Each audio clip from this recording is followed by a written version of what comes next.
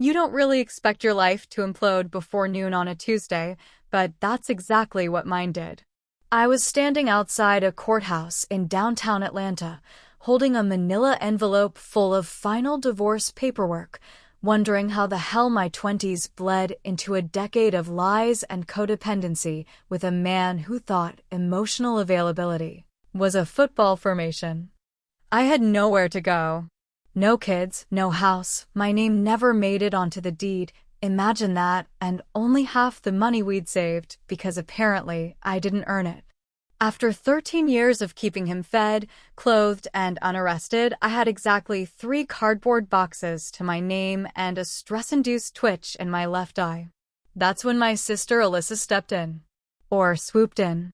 The way she said, "Of course you can stay with us," made it sound like she was offering me a vacation suite instead of a dusty guest room next to her washer and dryer.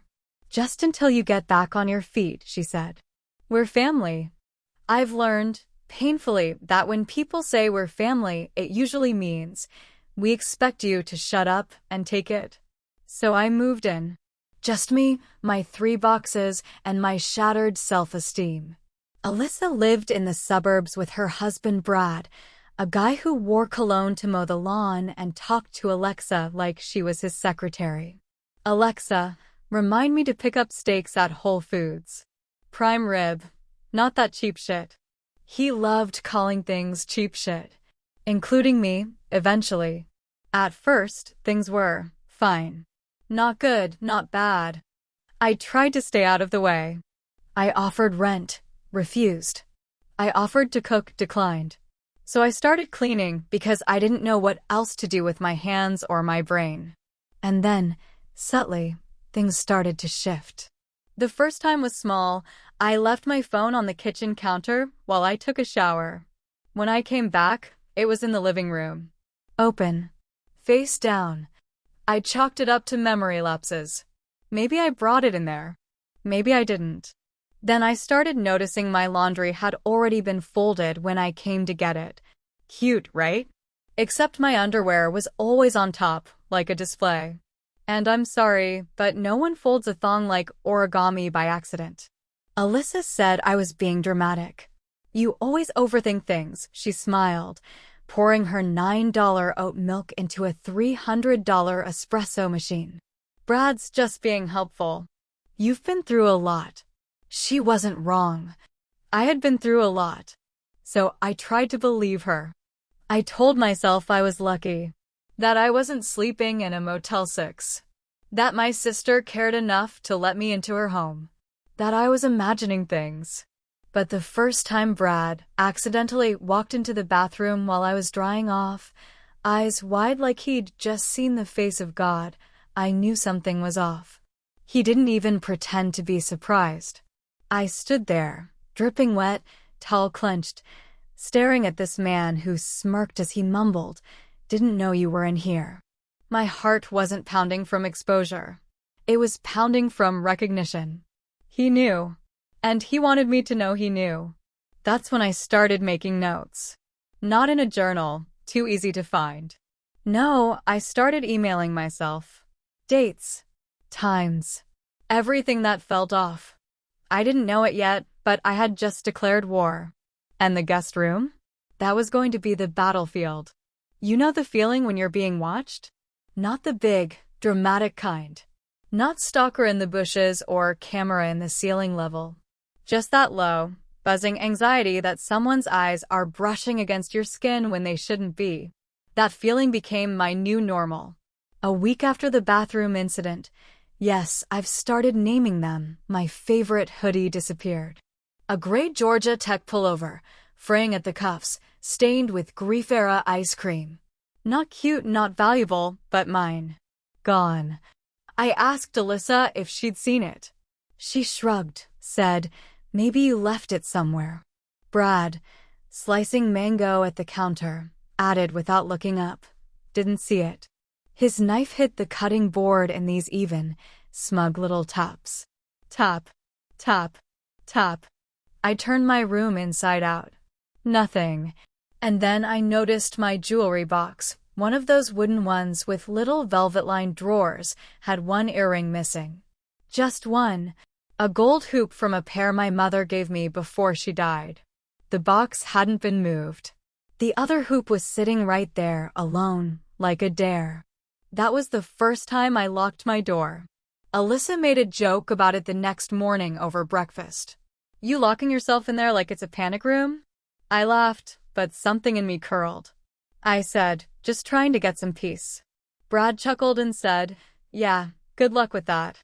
You ever hear a normal sentence and just know there's something buried in it? The next strange thing was my shampoo. I use a specific brand, Shea Moisture, the coconut and hibiscus one.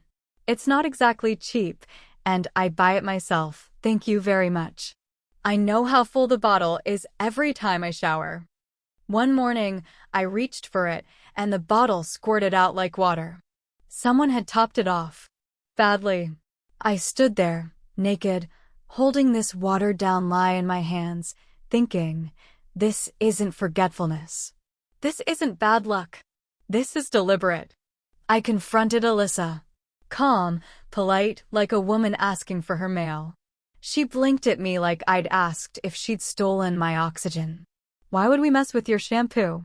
I said, "I don't know. That's what's bothering me." She tilted her head, lips pursed like she was trying so hard to be patient. "Lana, you've been through a lot. Sometimes trauma makes people, you know." I said nothing. She finished with, "Maybe it's time you talked to someone." I did. I talked to myself. I talked to the little voice in my gut that had stopped whispering and started screaming. And I started keeping records. Notebooks are for women in Lifetime movies. I used the cloud. Google Docs, time-stamped.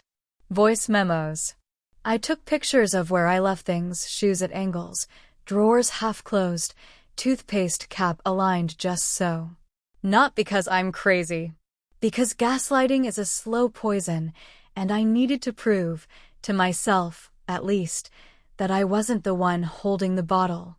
Then came the night I came home to find my door cracked open. I always close it, even if I'm just in the kitchen. I stood in the hallway for a full 30 seconds, heart thudding, staring into the half-dark room. Nothing seemed moved. But I knew that someone had been inside. I checked my things. And this time, it wasn't what was missing. It was what was added.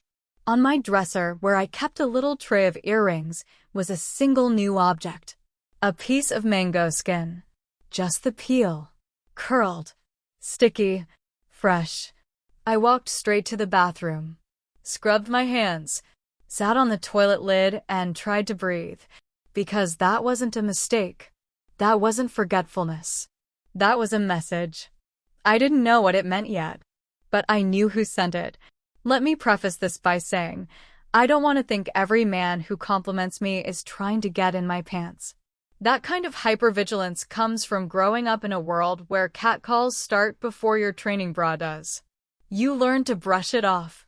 You tell yourself, don't assume the worst.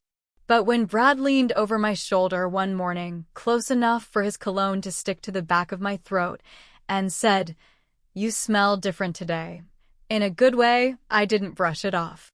I froze. It was 7:13 a.m. I was making toast. Wearing a college t-shirt and pajama shorts. No makeup. Hair in a pineapple bun. No perfume. Just me. I hadn't even opened my mouth yet. And he said it like a compliment. Like I should be flattered. I gave him a tight smile and took a step sideways. He didn't move. Just grabbed a mug and poured himself coffee like we were starring in a very boring domestic sitcom. Alyssa walked in a minute later, kissed him on the cheek, and said to me, "You're up early."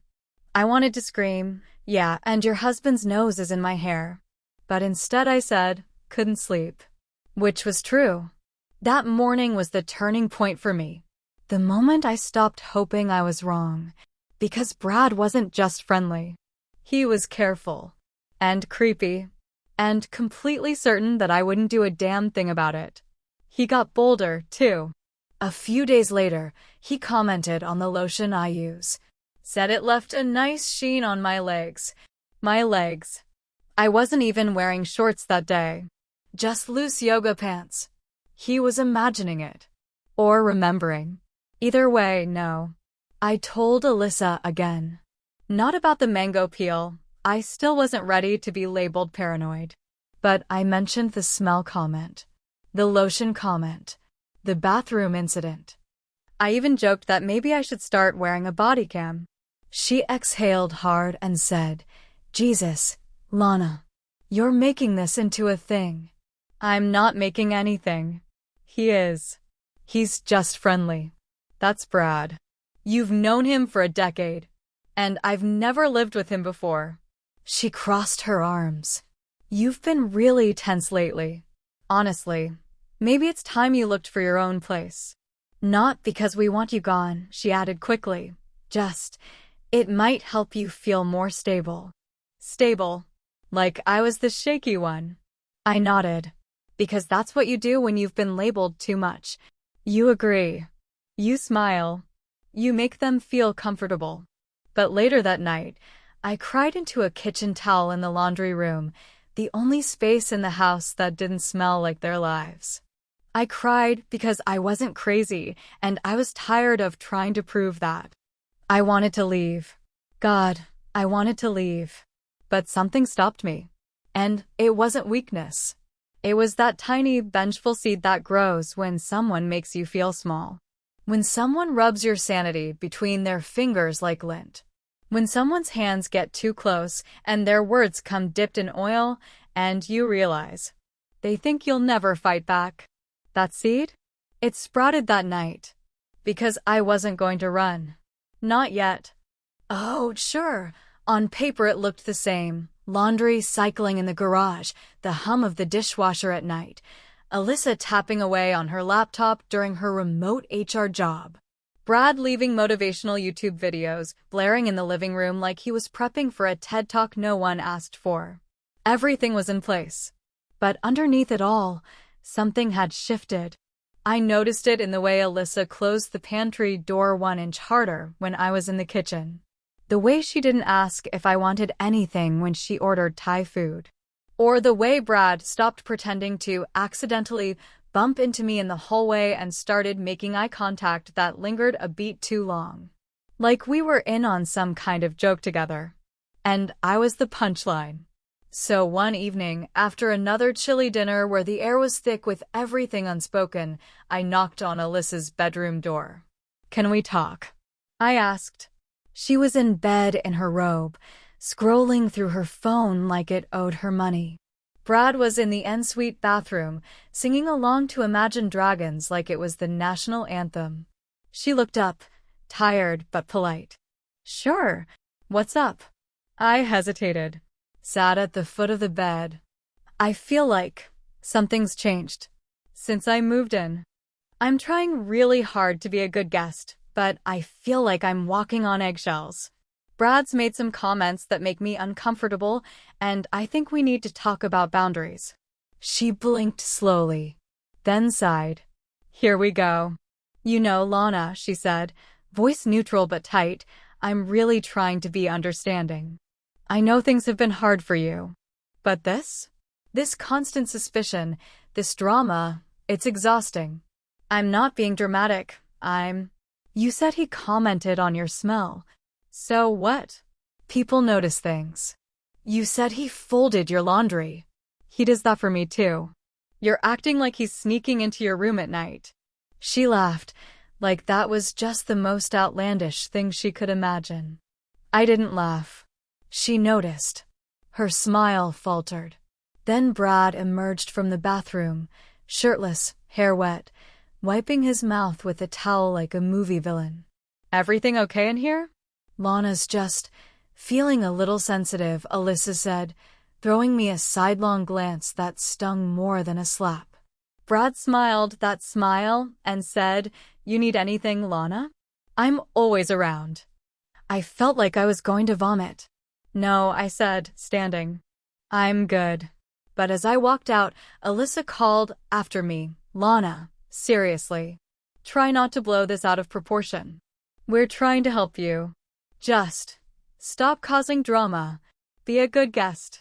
That's what she said. Be a good guest. I went to bed that night staring at the ceiling fan spinning above me, listening to it groan and click and hum like it was whispering some slow, secret truth. And that phrase repeated in my head like a curse. Stop causing drama. That's the thing about being labeled dramatic. It's a muzzle. The second someone sticks that word to your forehead, you can't protest. You can't push back. Every boundary becomes an overreaction. Every fear becomes fiction. So I nodded and zipped my lips. But deep down, I started making plans. Not just notes. Not just screenshots and suspicious receipts. Plans. Because if they wanted me to be quiet, if they wanted me to be a good guest, then fine. I would. I'd be exactly what they asked for. And they'd regret every second of it. I'm not a tech genius or anything, but I grew up with older brothers and YouTube tutorials, which means I know just enough to scare a man who thinks deleting his browser history is the height of digital discretion. So, after that conversation with Alyssa, after the words, "be a good guest," stopped echoing in my skull, I did what any woman in a house full of secrets would do. I went shopping. Nothing flashy. Just a Target run. Baby section. Nestled between a mountain of pastel onesies and overpriced formula, I found exactly what I needed.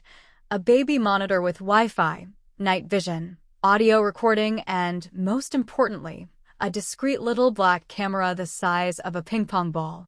$59.99. A small price for peace of mind. Back home, I faked a migraine, skipped dinner, and locked my door.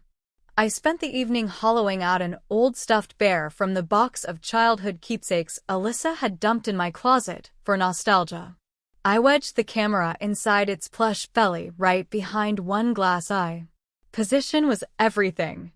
I propped the bear on a shelf, angled just enough to catch the doorway, the bed, the dresser, and the floor. Then I connected the feed to my laptop. No alert noises, no flashy lights. Just a quiet stream beaming into a private Google Drive account I created under the name Maureen Fields, my grandmother's maiden name. The bear got named too, Lieutenant Softpaw. Because if I was going to lose my grip on reality, I might as well do it with flair. And then I waited. The first 2 nights were boring. Me, asleep, blanket tangled, dreaming of everything and nothing. Normal stuff. I started to think maybe I was being too paranoid after all. But on the 3rd night, at 2:43 a.m., the door opened. Brad stepped in. Shirtless. Quiet. Like he'd done it before. He didn't touch anything. He didn't say a word. He just stood there, watching me, for 27 seconds. Then he backed out. The next morning, I acted normal. I poured myself coffee. Said good morning like nothing was rotting inside me. Brad smiled and made some comment about my pajamas. Alyssa told me I looked rested. I thanked them both. That afternoon, I added timestamps to my files. I labeled the clip, Brad enters room, 2:43 a.m., 27 seconds. I watched it twice. Not because I needed proof, but because I needed to feel my rage settle into something useful. After that, I started recording conversations too. I'd leave my phone recording in my hoodie pocket during dinners, car rides, passive-aggressive lectures from Alyssa about choosing happiness. Every time I tried to talk about boundaries, and every time they turned the screws just a little tighter, I documented it. Not just for court. Not just for the police. For the family. Because at some point, I realized I wasn't just gathering evidence to protect myself. I was building an exhibit. A presentation. And when I showed it, I wouldn't be asking anyone to believe me. I'd make damn sure they couldn't look away. You learn a lot about people when they think you're asleep.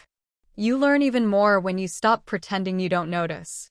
The night Brad came into my room, the first time I caught him on camera, I didn't wake up. Not really. I shifted in bed, pulled the blanket closer, murmured something in a dream.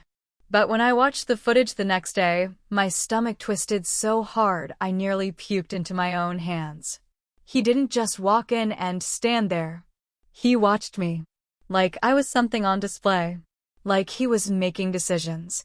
His breathing was quiet but steady. His eyes never left my face. And then, this is the part that still lights my bones on fire, he reached out. Just once. Touched my arm. Light. A fingertip. A test. Then he turned and left, smooth as a ghost. 27 seconds. 27 seconds where the mask slipped. No smile. No false charm. Just a man staring at a woman who couldn't defend herself in that moment. When I tell you I shook, I mean I shook. My hands, my teeth, my spine. Not from fear. From fury. It was like I'd swallowed battery acid, and it was eating its way out. I didn't tell Alyssa. Not yet. I needed more. And I got more. It didn't stop there. Over the next week, I caught him twice more. Different nights. Same time window, between 2 o'clock and 3 a.m. same pattern. Open the door, linger, stare. He never took anything. Never said anything. He was smart enough to keep it quiet. But he was also arrogant. He thought I was still asleep. That's the kind of man Brad was, someone who believed he was untouchable because he never crossed certain lines. But what he didn't realize is that you don't need a crime scene to be a predator. Sometimes, the violation is subtle. Invisible. But it still leaves fingerprints on your soul. I clipped the footage. Time-stamped it. Labeled everything. Night 1. 2:43 a.m. Brad enters, 27 seconds. Night 2. 2:19 a.m. Brad enters, 33 seconds. Night 3. 2:57 a.m. Brad enters, 42 seconds, touches foot of bed. Each file uploaded to a hidden drive, shared only with myself. Each day I smiled like the perfect houseguest. I said thank you. I cleaned the bathroom. I complimented Alyssa's banana bread. But something inside me was coiling tighter with every click of the upload bar. He was studying me. But I was studying him, too. And unlike Brad, I had patience. I wasn't going to go nuclear yet. Not while I was still under their roof. Not while I was vulnerable. Because let me be clear, I never planned to stay there forever. I was just biding my time, building the narrative, gathering undeniable evidence. This wasn't going to be a confrontation. This was going to be a goddamn spectacle. And I already had the perfect stage in mind. Thanksgiving. Thanksgiving was always a big deal in our family. I'm talking 3 folding tables, 2 roasted turkeys, because somebody always insists on dry-ass white meat, and someone else swears by dark, 5 pies nobody touches until midnight, and enough tension to snap a wishbone just by walking in the room. Every year it rotated houses, and this time, Alyssa volunteered. Of course she did. Perfect kitchen. Open floor plan. Granite counters you could do surgery on. She liked playing hostess. It let her pretend she was better than the rest of us, even when her marriage was clearly stitched together with lies and lukewarm Pinot Grigio. I made myself useful. Peeled potatoes, ironed tablecloths, reheated store-bought rolls, and passed them off as homemade. Played the role. I knew how to wait. Because this wasn't just dinner. This was the stage. And all the actors were arriving. Our parents showed up first, Dad loud and oblivious, Mom giving her usual once-over like she was scanning me for disappointment. Then came cousins, aunts, and Alyssa's in-laws, Brad's people, all smiles and hair dye, armed with dry cranberry salad and unsolicited advice about my next steps.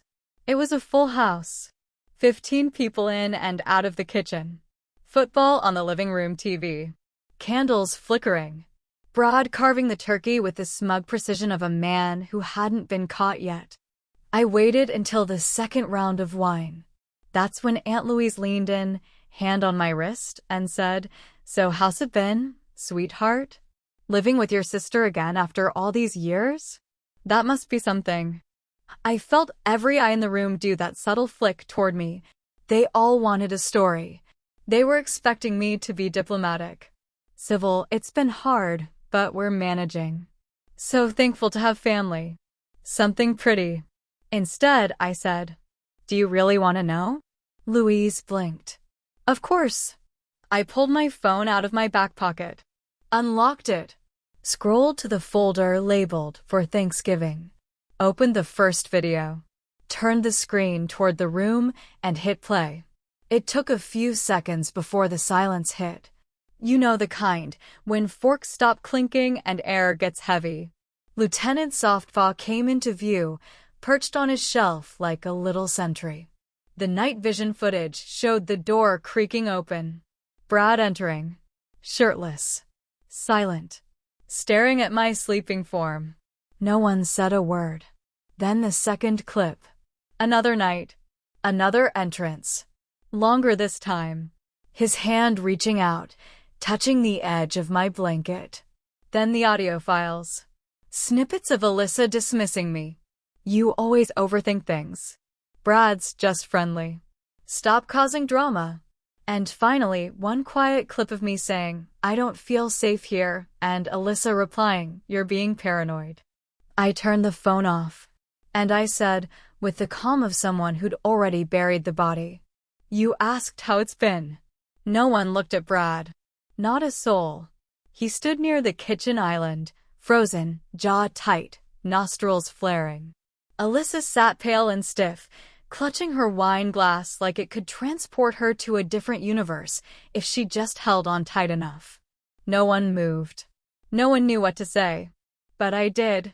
I stood up, tucked my phone into my pocket, and said, "Thanks for dinner." Then I walked out. There's a kind of silence that comes after the air's been sucked out of a room. It's not quiet. It's not peace. It's weight. It wraps around your neck and pulls your breath straight to the floor. That's what I left behind when I walked out of my sister's house on Thanksgiving night. The silence. No one yelled. No one followed me. No one tried to stop me at the door. And the most beautiful, poetic part? No one looked at Brad. Not even Alyssa. I didn't need to slam the door for dramatic effect. I didn't need to toss a wine glass or scream or sob or declare my own sainthood. I didn't need a mic to drop because the truth was louder than anything I could say. That's the thing about evidence. It doesn't argue. It doesn't get dismissed. It sits there, blinking quietly on a screen, and dares people to explain it away. And not a single person tried. I got in my car, already packed, mind you, and drove 2 towns over to a rental I'd secured 3 weeks earlier. A little garden-level studio with a busted screen door and a working lock. It smelled like lemon cleaner and had bad lighting, but it was mine. My space. My rules. I sat on the floor for an hour that night, staring at the ceiling, still half expecting a knock at the door. A phone call. A text. Nothing. You'd think I'd feel triumphant, but truth be told, I felt hollow. Like I'd just performed emotional surgery with a steak knife. Effective, but messy. I didn't want revenge to feel this way, this cold, detached sense of relief. I wanted fireworks. I wanted closure. But instead, I got silence. Until the silence broke. 2 days later, my cousin Erica, bless her nosy little heart, called. "Girl," she said, voice low and delighted, "Brad hasn't been home since Thursday night. Alyssa's been calling around, but no one's saying a damn thing. Aunt Connie asked me if you were making it up for attention, and my mom nearly bit her head off." That felt good. But not as good as what came next. CPS. Turns out, one of the in-laws at dinner, Brad's cousin's wife, worked in social services. Quiet type. Didn't say much that night. But apparently, she took one look at that footage and filed a mandatory report the next morning. Because Alyssa and Brad had joint custody of Brad's daughter from his first marriage. And letting a man like that roam the house while a child sleeps under the same roof? That's a no-go. 3 weeks later, Brad lost visitation rights pending investigation. And Alyssa? Well, she finally woke up. She didn't call me, didn't apologize. But I got the message loud and clear when my mother forwarded me a family email. Alyssa was going through a difficult time and taking some space. Translation: her world was cracking. And she knew exactly where the fault line started. When someone finally breaks, they don't do it all at once. They leak. First, it was the deleted Instagram posts. Alyssa wiped all traces of Brad from her grid, like she was bleaching blood out of a white carpet. Their anniversary pic? Gone. The kitchen remodel post where he's holding up the backsplash like a trophy? Gone. Even the humble brag family photo with the caption, "Grateful for our imperfect but beautiful life," vanished into the ether. Next came the silence. No more group texts. No photos of the dog. No forwarded memes from her office Slack channel that she used to pass off as funny things I found. Even my mother noticed. Called me and asked, in that worried tone that only mothers can weaponize, "Have you heard from your sister?" I told her the truth. No, because we weren't going to pretend anymore. I hadn't heard from Alyssa because she couldn't face me. She knew. She knew I'd been right. She knew she'd let him slither through the cracks of our family like mold under linoleum. And worse, she knew she'd defended him, to me, to herself, to everyone. That shame?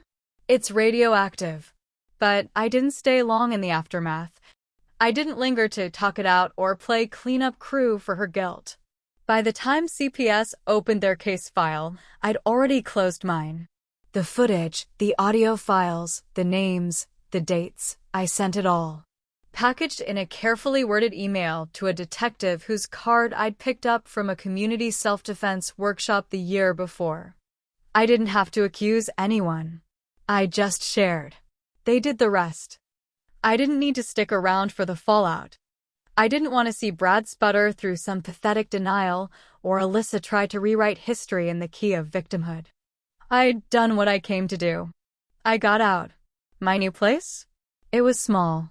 Had peeling linoleum, a leaky faucet, and walls thin enough to hear my neighbor sneeze at 3 a.m. But it was mine. I could sleep without locking the door. I could leave my shampoo in the shower and trust it'd still be shampoo when I came back. I could dry off after a bath and know that no one was watching me through a crack in the door. It's funny what becomes luxury when you've had it stripped away. I didn't have closure, but I had something better. Freedom. One day, a man at my new local grocery store asked me how my Thanksgiving went. He didn't know anything. He was just being friendly. I smiled, tucked my hair behind my ear, and said, "It was quiet." Because it was. Not in the beginning, sure. But by the end, there was a kind of silence I'd earned.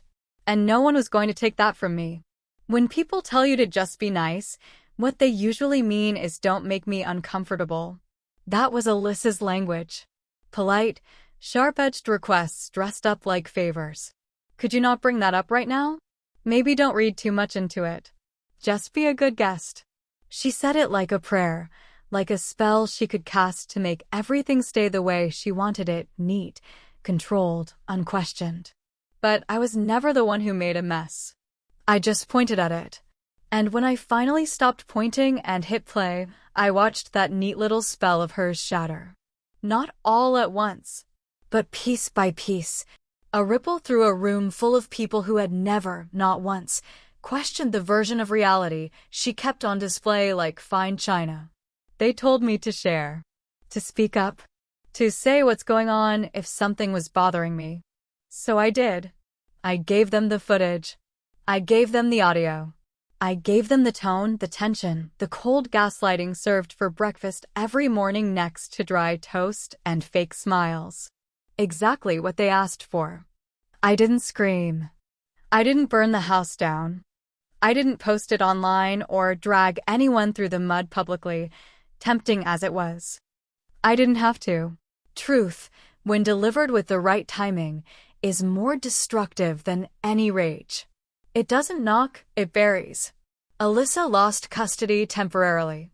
Brad's daughter went to live with her maternal grandmother, who, small world, filed a restraining order against him years ago that never made it through the system because, guess what? Alyssa vouched for him. That's in the file now.